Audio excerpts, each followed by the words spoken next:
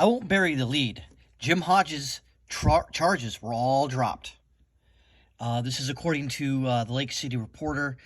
It says charges against Hodges were dropped Monday, according to Columbia County court records. John Durrett, the third Judicial Circuit State Attorney, declined to file information in the case, stating it did not warrant prosecution. Interesting. So there you have it, folks. Even the prosecutor knew without a shadow of a doubt that this wasn't going to go in his favor, because Jim Hodges didn't resist arrest.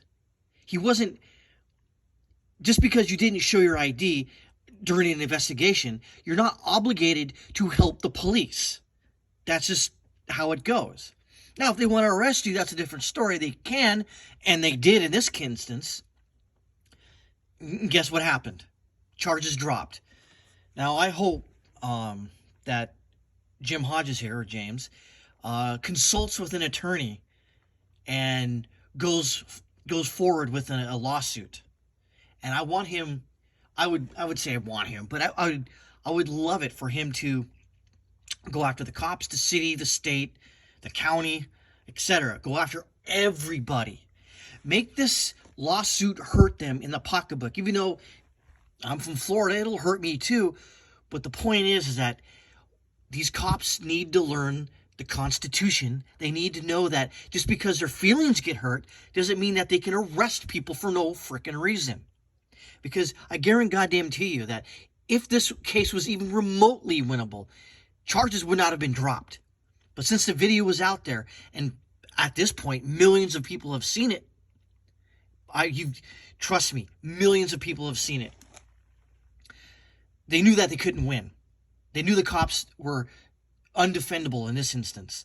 Now, of course, the cops are innocent until proven guilty.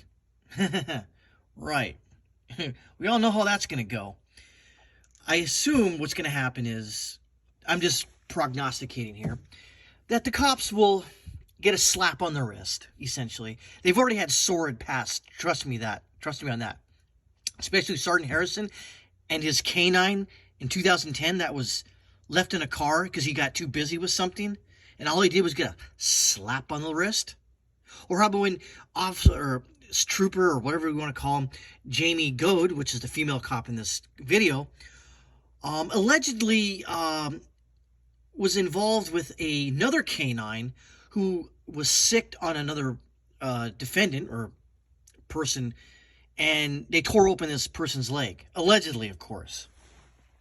So both these cops, in my humble opinion, are the worst of the worst.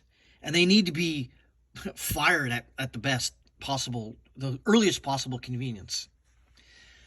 But that's it right there. His charges were dropped yesterday. And I just did the video on it. I'm like, yeah, okay.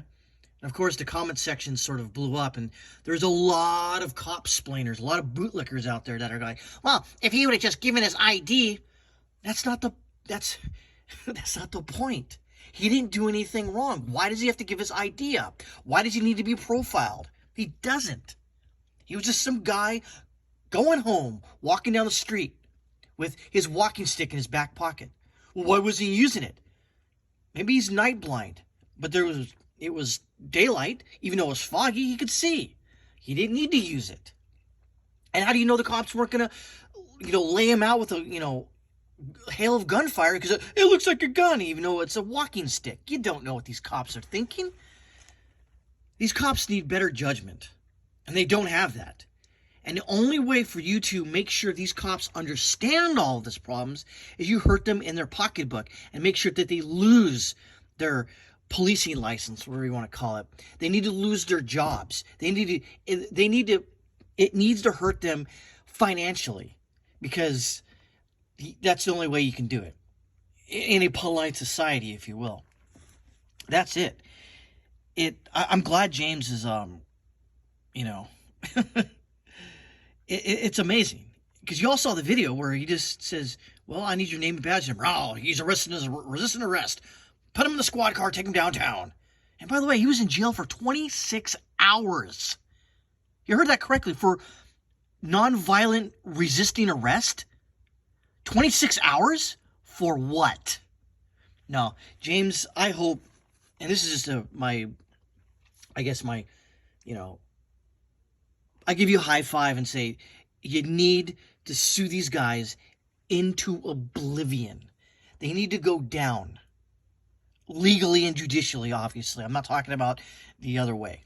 It just needs to happen that way. It's